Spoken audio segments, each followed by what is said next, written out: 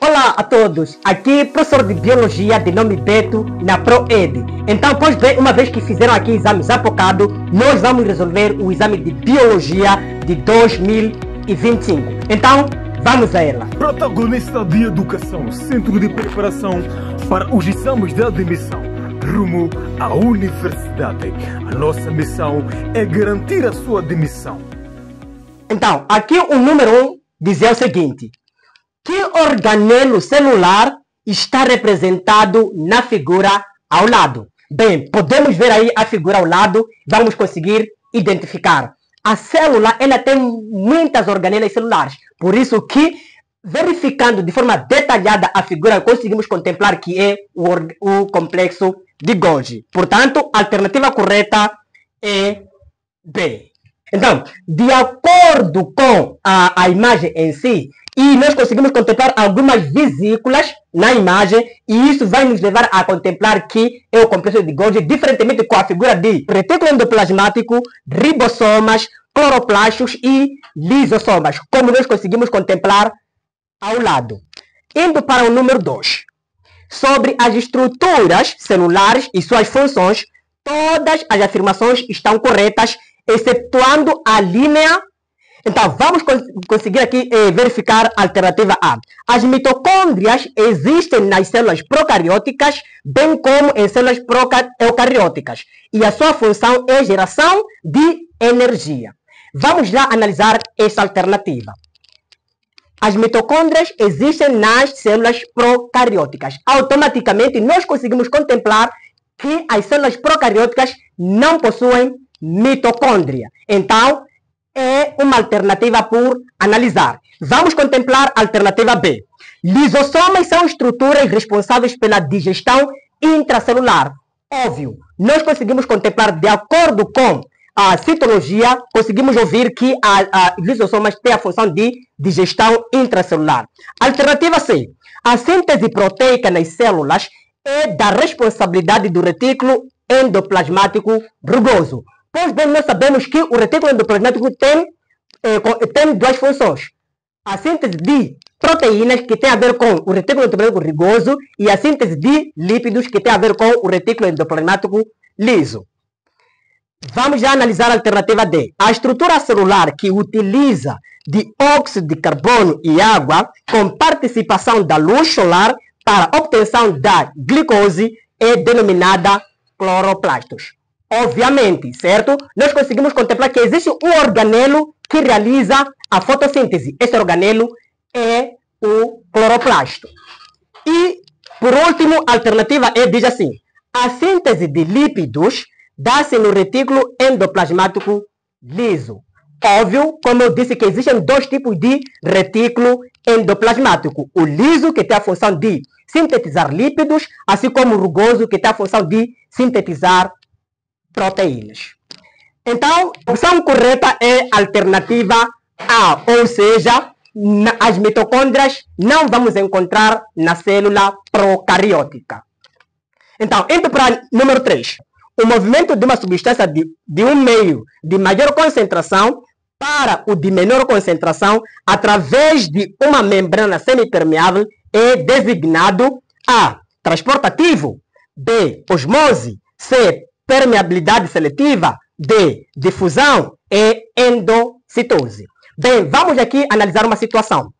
Nós conseguimos contemplar que a citologia ela referencia em relação aos tipos de transporte passivo e ativo. E nós dissemos que no transporte passivo encontramos três tipos de transportes: a difusão simples, a difusão facilitada, assim como a osmose. Então, a difusão simples é aquela em que as substâncias saem do meio mais concentrados para o meio menos concentrados. Então, nessa situação, a alternativa correta é D.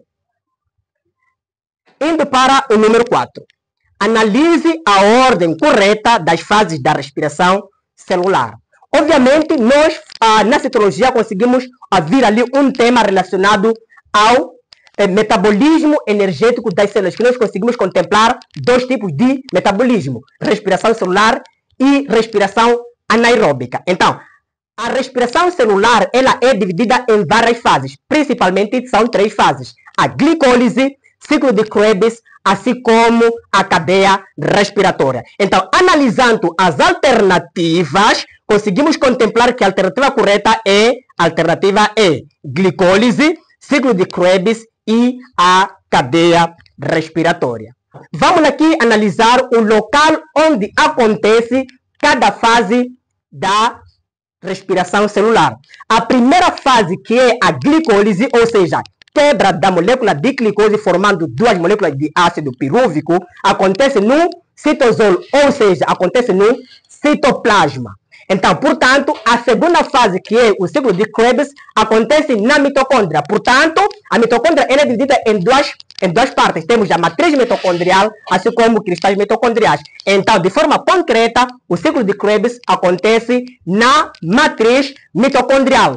Pois bem, como nós conseguimos contemplar aí a figura da mitocôndria. Então, primeira coisa que nós devemos saber é que a mitocôndria ela é formada por 2 membranas lipoproteicas, a membrana externa e a membrana interna. Portanto, a mitocôndria em si tem 2 partes. Me refiro da matriz mitocondrial, que são essas partes aqui assim, no interior da mitocôndria, e temos aqui já cristais mitocondriais. Então, a primeira fase, que é glicólise, acontece no citosol, como eu referi anteriormente. A segunda fase da respiração celular acontece na matriz mitocondrial, que é o ciclo de Krebs, e por fim a cadeia respiratória, ou também chamada fosforilação oxidativa, acontece nas cristais mitocondriais.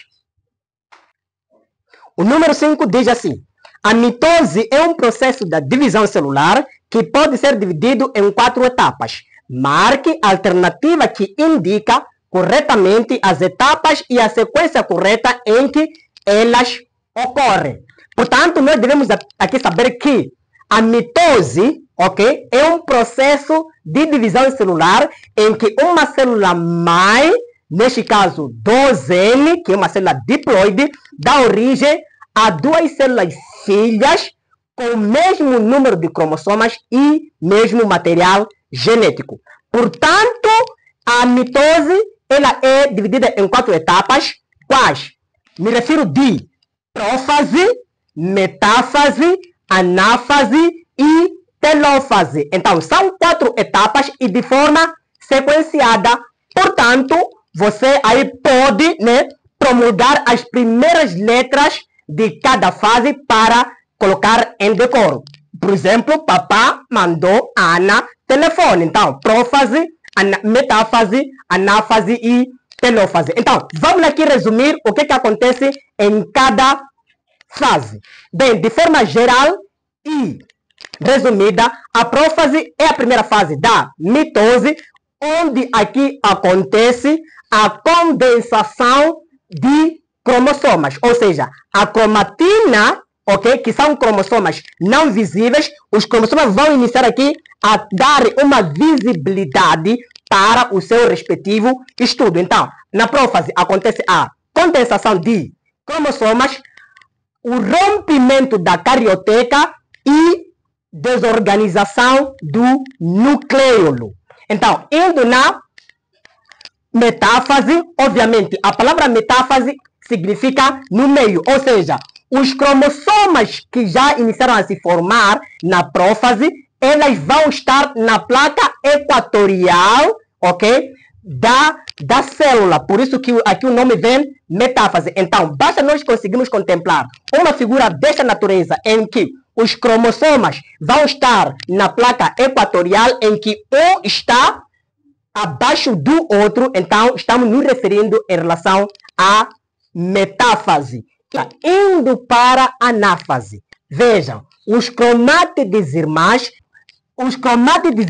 vão para o lado oposto da célula. Já por último, falar de telófase, a gente nos refere em relação à última fase da mitose, em que vai acontecer aquilo que é o contrário da prófase, ou seja, vai acontecer a reorganização e descondensação de cromossomas e formação de núcleo, ou seja, cariocínese.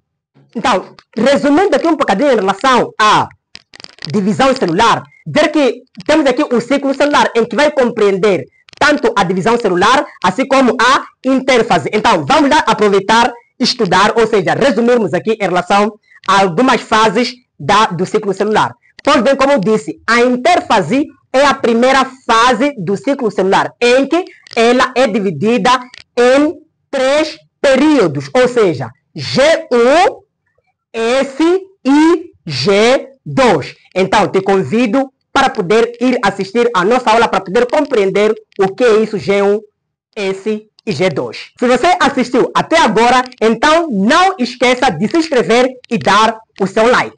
Continuando. O processo de divisão celular para a formação de gametas denomina-se A. Mitose, espermatogênese, C. Meiose, D. Ovogênese e E. Ovocitose. Então, o que acontece é que normalmente nós temos aqui 2 processos da divisão celular. A mitose, assim como a meiose. Então, qual é a função de cada processo? Pois bem, nós conseguimos contemplar que a mitose ela tem como função regeneração, ou seja, podemos falar de desenvolvimento, assim como cicatrização, crescimento do organismo, assim como também a mitose faz com que haja reprodução assexuada. E já a meiose, de forma geral, tem como função reprodução sexuada em organismos diploides. Então, analisando as alternativas, a alternativa correta é C. O processo pelo qual a formação de gametas é meiose, porque a meiose faz com que ocorra a reprodução sexuada e na reprodução sexuada envolve-se lá a formação de gametas, ou seja, espermatozoides, assim como o óvulo. 7. Enzimas ou catalisadores biológicos são proteínas com uma funcionalidade bastante específica que compõem um modelo denominado. Pois bem, nós aqui podemos resumir em relação a um processo chamado chave e fechadura. Então, portanto, existe aqui um substrato e existe o seu receptor. Então, as enzimas funcionam dessa natureza. Tem um receptor e tem um substrato. Então, o processo acontece como um processo que nós chamamos de chave e fechadura. Então, analisando as alternativas, portanto, a alternativa correta é C. Modelo de chave e fechadura. 8. Os tecidos meristemáticos primários, secundários, são responsáveis, respectivamente, pelo. Pois bem, que nós, falando de histologia vegetal, nós temos que existem lá 2 tipos de tecidos principais. Meristemas, assim como tecidos definitivos primários. Pois bem, que meristemas têm a função de formar os tecidos primários definitivos, assim como o crescimento da planta. Portanto, os meristemas são divididos em 2 grupos. Tecido meristemático primário e secundário. Então, o meristema primário tem como função crescimento em comprimento. E meristema secundário tem como função crescimento em espessura. Então, analisando as alternativas, a alternativa correta é A. Alongamento e engrossamento. Então, referir de alongamento é a mesma coisa de ser comprimento e engrossamento é a mesma coisa de ser espessura. 9.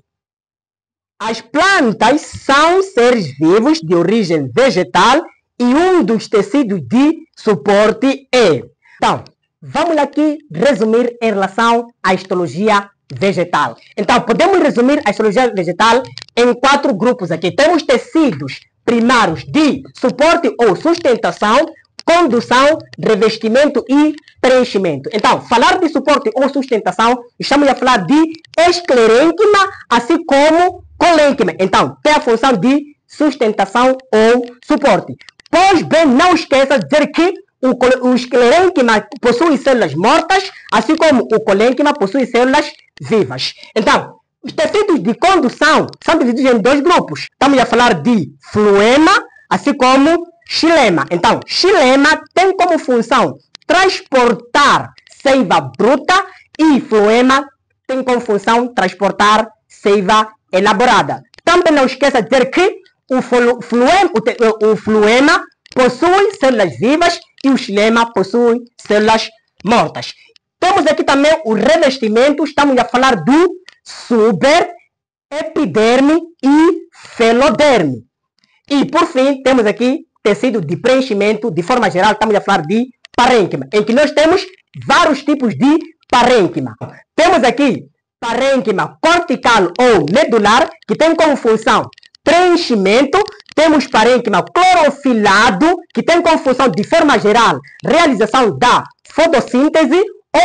Por outro, nós vamos conseguir contemplar aqui que o parênquima clorofilado é dividido em dois grupos, o palissádico, assim como o lacunar. Então, se tem essa curiosidade, vem assistir às nossas aulas. Portanto, tem outro tipo de parênquima, que é amilífero, responsável em armazenamento de alimento, ou, de forma geral, o amido. E, por fim, temos aí o aquífero, responsável pelo armazenamento de água, e parênquima aerífero, responsável pelo armazenamento de ar. Então, analisando as alternativas, as plantas são seres vivos de origem vegetal e um dos tecidos de suporte é o esclerênquima, como nós conseguimos contemplar. E por bem que o esclerênquima possui células mortas. Número 10. A absorção dos nutrientes ao longo do trato gastrointestinal ocorre, pois bem que nós temos o conhecimento, ou seja, aprenda agora que o sistema digestivo tem como função ingestão, digestão, absorção e eliminação de resíduos não digeridos. Então, portanto, conseguimos aqui contemplar que os nutrientes, de forma geral, vão ocorrer no intestino delgado. Portanto, analisando aqui, vamos lá só, fazemos um check-up relacionado a isso. Então, o sistema digestivo é composto por boca, faringe, esôfago, estômago, intestino delgado, intestino grosso e, por fim, o reto. 11. O pequeno almoço de um candidato de curso de medicina foi composto por mandioca, manteiga e coxa de frango. A digestão é importante que nós aqui tenhamos o conhecimento do seguinte: cada alimento vai ocorrer a sua digestão em uma das partes do tubo digestivo. Por exemplo, o amido é primeiro digerido na boca através da enzima amilase. Então, significa que a mandioca, por conter amido, vai ser digerido primeiro na boca e, por fim, a última digestão vai acontecer no intestino delgado. Então, a manteiga vai ser digerido diretamente no intestino delgado, porque lá contém lipases, né, que vão digerir os lípidos que contém na manteiga.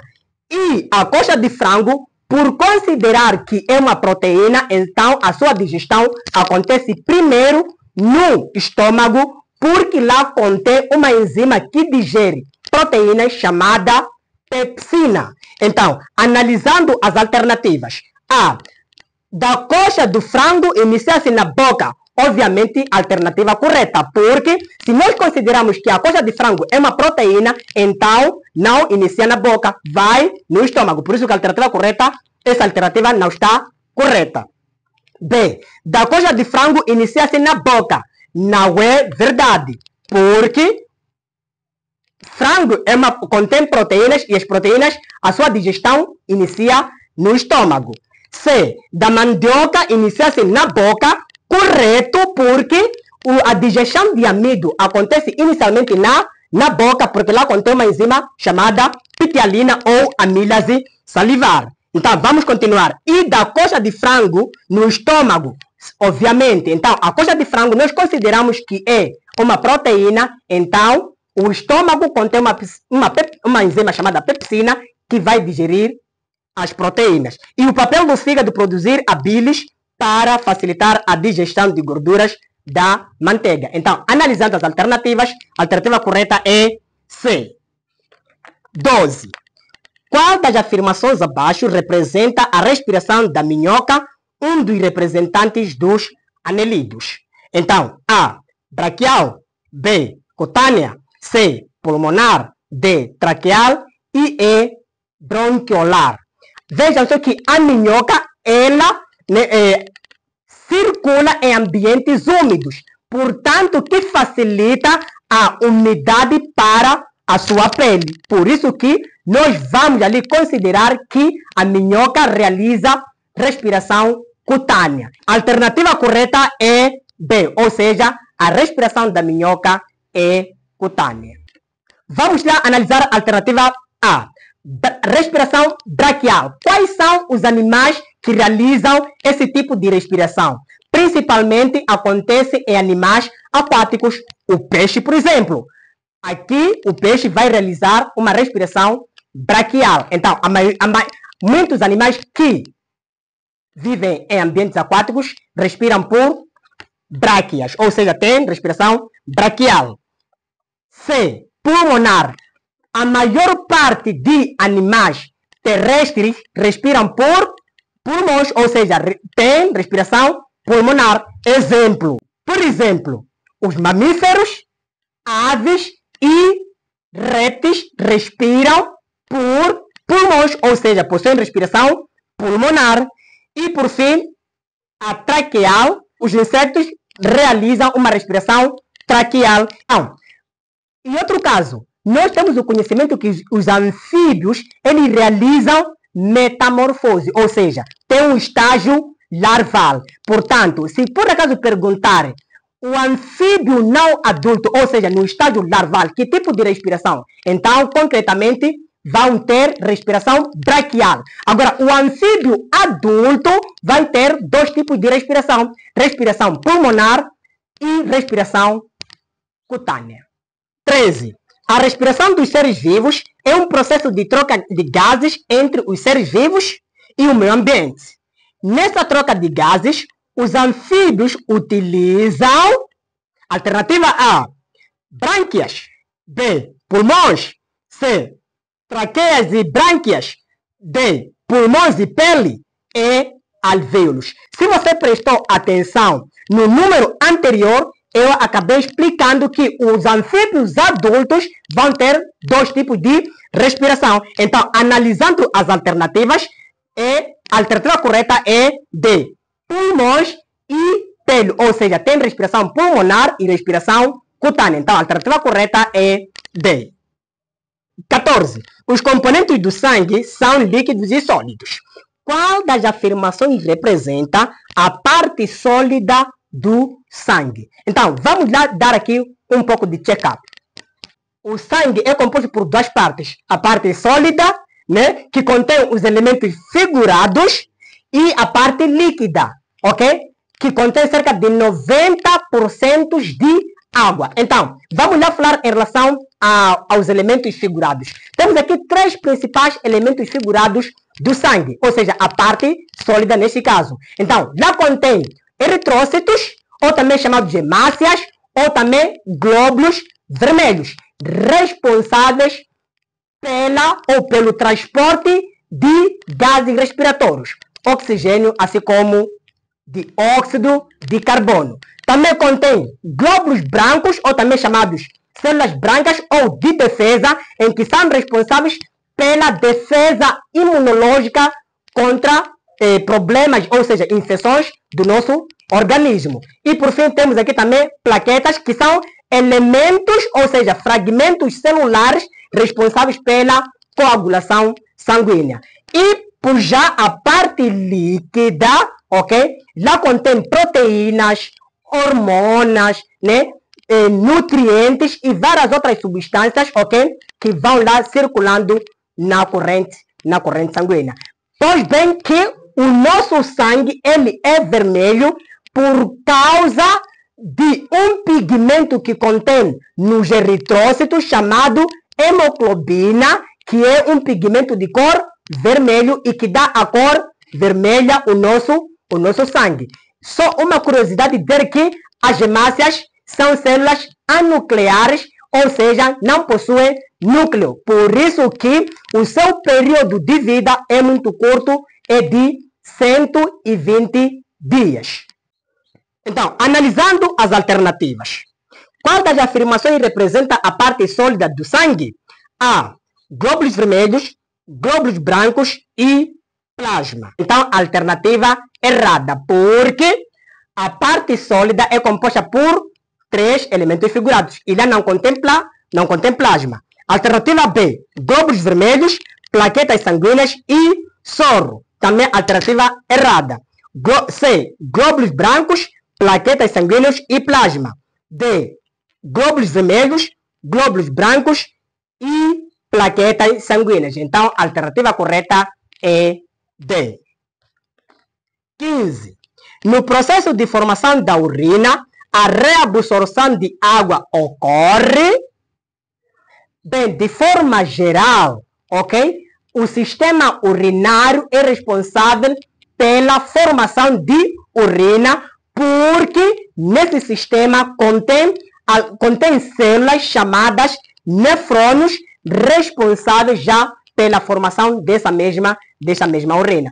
Então, vamos aqui analisar o nefrônio, que é a unidade básica de funcionalidade do sistema urinário. Então, pois bem, o nefrônio está aqui representado. Então, de forma geral, vamos a ela. Temos aqui esta primeira parte, que estamos a falar que são artérias que vão se aglomerar. Por isso que o nome disso chama-se glomêrulo de Malpighi. E temos aqui também uma cápsula, chamada cápsula de Bowman, ok? E o conjunto disso, temos aqui a cápsula renal. Portanto, já temos aqui esse tubo renal, em que temos aqui uma parte contorcida, que é chamado túbulo contorcido proximal, porque está próximo da cápsula renal. Temos aqui essa alça, chamada alça de Henle, e temos aqui um tubo contorcido distal, porque está distante da cápsula renal, e por fim já temos aqui o duto coletor. Portanto, onde é que ocorre a filtração?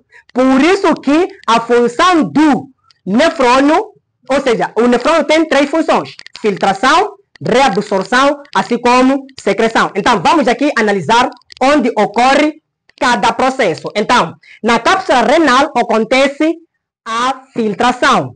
No tubo renal acontece a reabsorção. Então, se por acaso perguntarem onde é que acontece de forma respectiva a reabsorção, diz, acontece no tubo contorcido proximal e na alça de Henle, porque o tubo contorcido distal acontece a secreção. Então, vamos já analisar as alternativas. A, na alça de Henle, obviamente acontece, mas não só acontece lá. B, no tubo proximal e na alça de Henle. A alternativa correta é B. Tubo contorcido proximal e alça de Henle. Então, se por acaso perguntasse onde acontece a filtração, já você apontaria na cápsula renal. 15. 16. Qual é a denominação atribuída à unidade básica do sistema nervoso? Pois bem, só para poder aqui dar um vislumbre, o sistema nervoso é dividido em 2 partes: nervoso central e o sistema nervoso periférico. E o sistema nervoso central é subdividido em encéfalo e a medula espinhal, e o sistema nervoso periférico é formado por gânglios e nervos. Portanto, a unidade de funcionalidade do sistema nervoso chama-se neurônio. Então, analisando as alternativas, conseguimos contemplar que A vem bainha de mielina, B, axônio, C, neurônio. Então, a alternativa correta é C. 17. A propagação do impulso nervoso obedece à seguinte trajetória. Pois bem, é necessário que nós tenhamos o conhecimento aqui em relação à função do neurônio, que é captar, processar e transmitir a informação. Então, como é que isso acontece? Temos aqui os dendritos, o corpo celular e o axônio, em que os dendritos têm a função de captarem a informação, o corpo celular tem a função de processarem a informação e o axônio tem a função de transmitirem essa mesma informação. Então, por isso que a propagação do impulso nervoso compreende um caminho de dendritos, corpo celular e axônio. Então, este é o caminho da propagação de impulso nervoso. Então, analisando as alternativas, a alternativa correta é D, dendritos, corpo celular e axônio. Então, o número 18, aí vislumbra uma figura para a gente poder legendar. Então, vamos a ela. Analisa a afirmação correta referente à figura acima. Alternativa A. A figura é uma representação da unidade básica do sistema nervoso denominado de alvéolo. Obviamente, não é verdade, porque o alvéolo faz parte do sistema respiratório, que é aquela parte, aquela estrutura responsável pela hematose pulmonar. Bem, a figura é uma representação da unidade do sistema nervoso e é denominado de nefrônio. Também não é verdade, porque o nefrônio é uma unidade básica, estrutural, funcional do sistema urinário. Por isso que a alternativa está errada. C. A figura é uma representação da unidade básica do sistema nervoso e é denominado de neurônio. Correto. Então, nesse número, a alternativa correta é C. 19. A legenda correta da figura acima é: o 1 representa dendrito, o 2 o corpo celular, 3 é uma membrana chamada bainha de mielina, 4 arbonização terminal e por fim todo ele vai compreender já o axônio. Por isso que a alternativa correta é B. 20. As secreções das glândulas endócrinas são lançadas diretamente na corrente sanguínea. Marque a alternativa em que são indicadas apenas glândulas do sistema endócrino. Pois bem que nós aqui temos dois tipos de glândulas. Estamos a falar de glândulas exócrinas e glândulas endócrinas. E outro caso também que podemos aqui analisar que existe uma outra classificação que vai compreender as glândulas mistas. Então, o que é uma glândula endócrina? É aquela que, quando lança a sua secreção, vai diretamente para a corrente sanguínea. E já a exócrina, quando lança a sua secreção, vai fora da corrente sanguínea ou mesmo fora do organismo. Então, por exemplo, glândulas sebáceas lançam sebo para fora do corpo. Glândulas salivares lançam saliva para fora da corrente sanguínea. Então, esse tipo de glândula chama-se exócrina, porque não vai diretamente para a corrente sanguínea. Então, a alternativa, o número aqui diz qual representa as glândulas endócrinas. Então, vamos a ela. A. Tiroide, hipófise, pâncreas, ovário e testículos. Então, a alternativa correta é A.